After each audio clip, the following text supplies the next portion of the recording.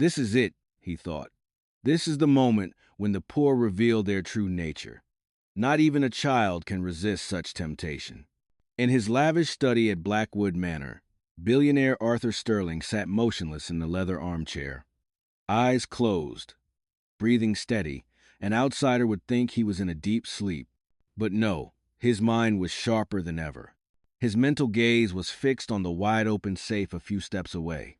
Stacks of crisp new dollar bills were scattered carelessly on the floor, a perfectly set trap. Let's see, he mused, a bitter smile flashing across his mind. How long innocence lasts before greed. Too many betrayals had taught him one rule: trust no one. The door creaked softly. Lily, the housekeeper's 10-year-old daughter, tiptoed in. She had come to call him for dinner. Suddenly, she stopped, her round eyes wide at the sight before her. "Oh," she whispered, quickly covering her mouth, afraid of waking Mr. Arthur. Her gaze wasn't on the value of the money stacks, but on their disarray on the expensive carpet. She gently approached, murmuring to herself, just loud enough for Arthur to hear. Mr. Arthur dropped his money. "It's so messy," she mumbled. "Mom said not to touch things that aren't mine. But I'm just helping him tidy it up." Arthur, still with his eyes closed, held his breath. His hardened heart unexpectedly skipped a beat. This was not the reaction he had expected. Lily knelt on the soft Persian rug. She had no intention of taking even a single bill. Instead, with the carefulness of a child doing something important, she began picking up each stack, smoothing out bent corners, and neatly piling them together. Just then, the study door opened once more. "Lily, are you in here? It's time for—" Maria's voice trailed off. She stood frozen in the doorway, her face pale, her eyes wide with horror. The scene before her was a nightmare. Her daughter kneeling by the open safe, holding a thick stack of money in her hand. "Lily!" Her cry was a desperate gasp, caught in her throat. She rushed forward, not like an angry mother, but like a protective animal trying to shield her young from mortal danger. Her trembling hands hastily scooped up the remaining stacks of money on the floor, shoving them haphazardly back into the safe. "What are you doing here?"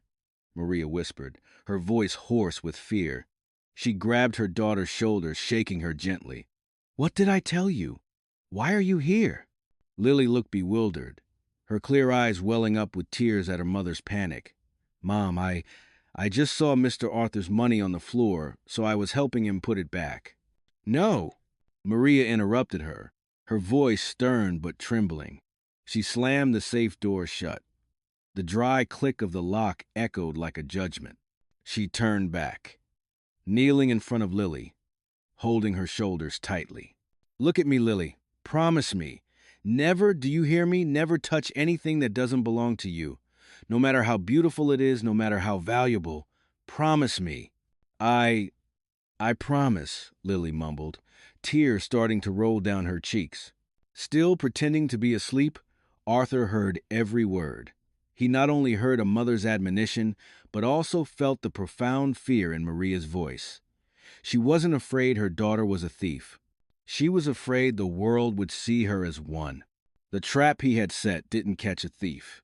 It had revealed to him a treasure far more valuable than all his money, pure honesty and unconditional love. The icy wall around his heart began to melt. As Maria tried to comfort a sobbing Lily, a deep, resonant cough broke the silence from the armchair. Ahem. Maria jumped, her heart plummeting. She turned, horrified to see Arthur Sterling slowly sitting upright. He hadn't been asleep. He had witnessed everything. "Sir, I'm so sorry. She's just a child, Maria stammered, pulling Lily behind her like a shield, ready to accept any punishment. But Arthur simply raised a hand, a gentle gesture asking for silence. He didn't look at her with anger or contempt as she expected. Instead, in his once hardened eyes, something complex gleamed, a touch of shame, a hint of surprise, and a warmth that hadn't been there for a very long time. He stood up, slowly walking towards them, not to the safe, but to stand before the mother and daughter. He knelt on one knee, bringing his eyes level with the frightened Lily. "Your name is Lily, isn't it?" His voice was unexpectedly gentle. Lily nodded, still hiding behind her mother. "You are a very honest and kind girl. Your mother has taught you very well," Arthur said, his words stunning Maria. He looked up at Maria, who was still too overwhelmed to speak. "I set a trap, Maria. An ugly trap to test people's character. And you two have taught me a lesson that all my money could never buy." The next day, Maria and Lily's lives changed completely. Arthur called Maria into his study. This time, the safe was closed, but on the table was a thick envelope. "I can't accept it, sir. My salary is enough." Maria quickly refused as Arthur pushed the envelope towards her. "This isn't salary," Arthur insisted. "This is a bonus, an investment in Lily's future. Use it for her education. I want her to have the best possible schooling." His gaze was firm, allowing no refusal. "And please, don't call me sir anymore. Just call me Arthur." The change didn't stop there. The cold mansion, once accustomed only to silence and curt commands, began to gain the warmth of a family home. That evening, as Maria set a single place at the long mahogany dining table, Arthur walked in. "Maria," he said, his voice calm, "from now on, set 2 more places." Maria paused, still holding a porcelain plate. "Sir, do you mean for guests?" "No," Arthur replied, his eyes looking directly at her without hesitation. "For you and Lily. This room is too big and too quiet for one person." The first dinner was a bit awkward. Maria barely dared to touch her food, and Lily shyly looked around. But the silence didn't last long. Uncle Arthur, Lily suddenly spoke, breaking the formal atmosphere. "Today at school, I drew a lion. My teacher said I drew its mane beautifully. It's as bushy as your hair when you first wake up." Maria was horrified and tried to interrupt her daughter, but Arthur laughed. A genuine laugh, a little hoarse and awkward from disuse, but completely authentic. That laugh was like a key, opening a long-locked door. "Is that so? Show me the drawing next time," he said, a warm smile on his face. Evenings gradually became a warm routine. Arthur's solitary clinking of cutlery was replaced by lively conversations. He listened to Lily prattling about butterflies in the garden, about difficult math problems at school, and Maria's simple stories about her hometown. Another evening, he found Lily sitting on the library carpet, trying to spell a word in a huge encyclopedia. "Uncle," she looked up and asked, "this word is too hard. Charity means what?" Arthur sat down beside her, something other staff members wouldn't have believed if they saw it. He gently explained, "Charity means doing good things for others from your heart, without expecting anything in return.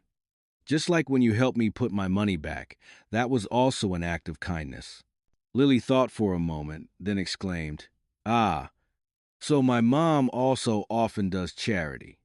She often brings porridge to the sick old lady next door without taking money." Arthur was silent for a moment. He looked at the innocent girl and her kind mother. He realized that kindness and compassion were not in his vast bank accounts, but they were right here, in the smallest and simplest actions. The household staff began to whisper among themselves. "Did you see that? The boss just smiled at the housekeeper's child. I've worked here for 10 years, and I've never seen him sit on the floor." The peace in the mansion, fragile as afternoon sunlight, was broken one Tuesday afternoon when Arthur was sitting in the conservatory with Lily, showing her how to identify different types of roses. A tall, thin figure in an expensive but somewhat worn suit quietly walked in.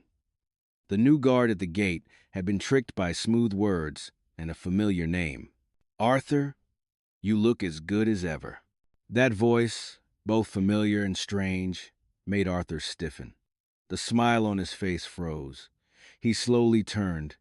Standing not far away was Mark Vance, who had once been his right-hand man, his second brain, the person he had trusted more than anyone in the world, and also the one who had stabbed him in the back with the most painful blow. "Mark," Arthur said, his voice as cold as ice, "what are you doing here?" I know," Mark held up both hands, a pleading and remorseful smile on his face. "I don't have the right to be here, but I had to try, Arthur. I've been around the block, and I realize the only place I belong is here, by your side." Lily curiously huddled behind Arthur, looking at the strange man. "We have nothing left to say." Arthur stood up, completely shielding Lily. "You took my money. You broke my trust. Our conversation ended 2 years ago. It was a mistake." Mark took a step forward, his voice earnest. "The worst mistake of my life. I was weak, I was foolish, but for 2 years I've paid the price. Not a day goes by that I don't think about coming back, to atone, to serve you again. No one understands you like I do, Arthur. No one can anticipate an opponent's moves like I can." Just then, Maria came out to the garden with a tray of lemonade. She stopped short when she saw the stranger and the tense atmosphere. Mark glanced at Maria, then at Lily hiding behind Arthur's leg. His eyes merely skimmed over them like unimportant objects. He turned back, fully focused on his objective. "Please give me one more chance," Mark pleaded. "Just one chance to prove I've changed. I'll do anything." Arthur was silent for a long time. His gaze swept over Mark's face, a face that once represented loyalty, now just a mask of deceit. Then he looked down at Lily, at her small hand clutching his pant leg, and at Maria standing in the distance with a worried expression. "You're right, Mark," Arthur finally spoke, his voice chillingly calm. "You were wrong. But not because you were weak. You were wrong because you lacked honesty. That's something that cannot be relearned." He gently placed a hand on Lily's shoulder. "Now go. My family needs privacy." The word family struck Mark like a slap. He was stunned. He looked again carefully. This time, he didn't just skim past Maria and Lily. He looked at them with full realization. The housekeeper and her daughter. This was the family Arthur was talking about? A poisonous fire ignited in Mark's chest. The plea in his eyes vanished, replaced by a cold, contemptuous glint. He had been replaced, but not by a worthy opponent, but by those he considered lower class.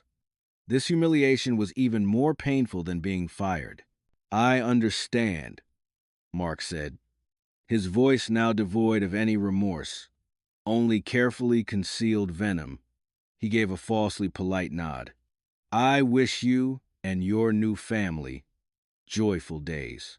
Mark turned and walked away, his outward demeanor still calm, but his fists in his pockets were clenched white. He no longer craved Arthur's trust. Now, he wanted only one thing: to destroy it. He would prove to Arthur that the trust he placed in those poor people was just a deception, as cheap and easily shattered as their own origins. The mansion gates closed behind Mark, but his mind lingered inside. Arthur's words, "my family," cut into his pride like a red-hot knife. The feigned remorse quickly turned into a cold fury, and a plan for brutal revenge began to form. He was not in a hurry.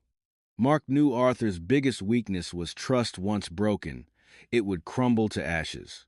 His goal was not money, but to destroy the very trust Arthur had just regained.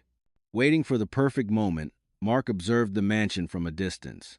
The opportunity came on a Sunday afternoon when he was sure Arthur had an important meeting and Maria had taken Lily out.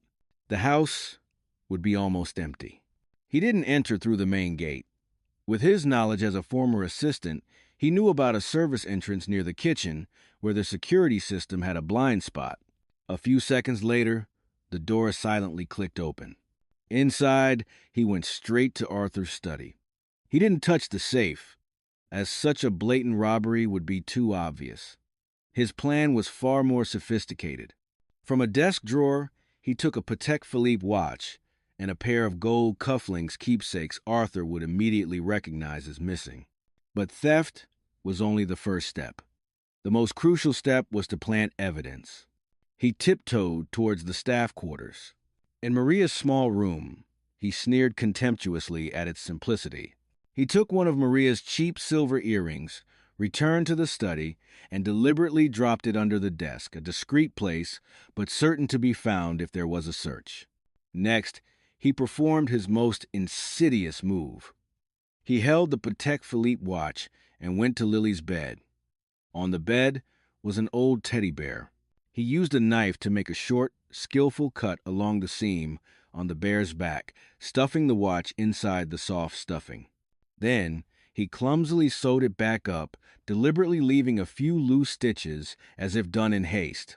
"Let's see," Mark thought, a wicked smile appearing. "When he finds the watch in the girl's favorite toy, will he still believe in her innocence, Arthur?" He quickly scattered a few loose bills on the desk to create a false crime scene, then left the mansion as silently as he had entered. The trap was set 100 times more treacherous than the one Arthur had used to test Lily. When Arthur returned, he stood frozen in his study. The room, once a symbol of his power and order, was now a scene of disarray. A few loose bills lay scattered on the floor. The desk drawer was ajar. But the external disturbance was nothing compared to the storm raging in his mind. In his palm, he clutched the cheap silver earring the housekeeper had just found under the desk, an earring belonging to Maria. Everything spun. The demons of the past, the ghosts of betrayal, all rose up and whispered in his ear, "See? I told you. No one can be trusted. Kindness is just a mask. Greed is the true nature." He remembered Maria's smile, Lily's innocence. Was it all an elaborate charade? Had they been waiting, patient as predators, to gain his trust only to strike? Suspicion, like a poison, seeped into every fiber, paralyzing his reason and freezing his heart once more. His face became cold, distant, the face of Arthur Sterling before Lily arrived. Just then, the study door softly opened. Lily timidly stepped in, clutching her old teddy bear. She saw Uncle Arthur standing motionless, his back to her, but she could feel a heavy sadness and anger engulfing him. "Uncle Arthur?" Her voice was clear, rising like a misplaced note in a chaotic symphony. Arthur started and turned around. For a fleeting moment, he quickly hid the earring in his pocket, as if not wanting her innocence to be tainted by this ugly evidence. He looked at Lily, and for the first time, his gaze towards her held a cold scrutiny. "Lily, go outside. I'm busy," he said, his voice dry. Lily paused at his distant tone. She saw the confusion and pain in his eyes. But she wasn't afraid. She didn't retreat. Instead, she stepped closer, her small feet walking resolutely across the expensive carpet. She stopped in front of him, looking up, her clear eyes meeting the gaze of the towering man shrouded in darkness. "Are you sad, Uncle?" she asked simply. Arthur didn't answer. He just looked at her, a fierce struggle playing out within him. Could these eyes lie? Seeing his silence, Lily continued, her voice still clear and sincere, as if sharing the most important secret in the world. "Uncle Arthur, Mom taught me that the truth always shines, and good people always win." That sentence, simple and innocent, struck the wall of doubt Arthur had just built with the force of lightning. It wasn't an excuse. It wasn't a plea. It was a declaration of faith. Arthur's mind suddenly flashed back to the moment Lily knelt to stack the money. He remembered her whispered words then. "Mom said not to touch things that aren't mine." He remembered Maria's horrified eyes, her profound fear not of losing money, but of her daughter being misunderstood. Could the mother who taught her daughter that sentence be a thief? Could the child who believed that sentence with all her heart be an actress? The confusion on Arthur's face gradually faded, replaced by strong determination. He was no longer a bewildered victim of evidence. Lily's words had awakened him. There was another truth, a hidden truth. He knelt on one knee, bringing his eyes level with Lily. His large hand gently rested on her shoulder. "Thank you, Lily," he said, his voice warm again. "You're right. The truth always shines, and I will find it." As soon as Lily's words ended, Arthur acted immediately. He was no longer a bewildered victim. He was a hunter. He picked up the phone, calling the head of security. "Chief Thompson," he said, his voice decisive. "We have a break-in. Check system logs and perimeter cameras from this afternoon. Find me a suspicious vehicle." With just a brief command, Thompson knew exactly what to do. Arthur hung up and dialed another number. "Sterling, Mark Vance. I want to know where he is and what car he's driving. Immediately." While waiting, Arthur re-examined the scene. This wasn't a random theft. This was a message. The thief knew the exact sentimental value of the stolen items, knew the earring belonged to Maria, and was malicious enough to hide evidence in a child's toy. Only one person knew all those things. Only one person had the motive. The phone rang. It was Thompson. "Sir, the service door system was deactivated at 2 p.m. Cameras recorded a gray sedan lingering nearby. We have a license plate." Almost immediately, Sterling called back. "Arthur, Mark Vance is at a motel on the outskirts, driving a gray sedan. License plate matches." Everything was clear. Mark had used Arthur's own suspicion against him. He had miscalculated one thing: the power of truth from a child. A cold calmness enveloped Arthur. He had enough evidence. Personal revenge was for the weak. He would use the power of the law. He dialed a secure number. "Agent Miller," he said, his voice devoid of emotion. "Arthur Sterling here. I have a case for you. The name is Mark Vance. I will send you the address and all the information. He broke in and staged a theft at my home. Deal with him." He hung up. The play had ended. The truth had emerged, and justice was on its way. After the call with Agent Miller ended, Arthur didn't feel the exultation of a victor. Instead, a profound shame engulfed him. He had been on the verge of repeating the biggest mistake of his life, letting doubt poison his mind and condemning innocent people. If not for Lily, he might have pushed them out of his life, and the icy wall around his heart would have been rebuilt, this time higher and thicker than before. He went to find Maria and Lily. They were in the kitchen, Maria nervously wiping the counter repeatedly, while Lily sat quietly, clutching her teddy bear. Their faces were filled with bewilderment. "Maria."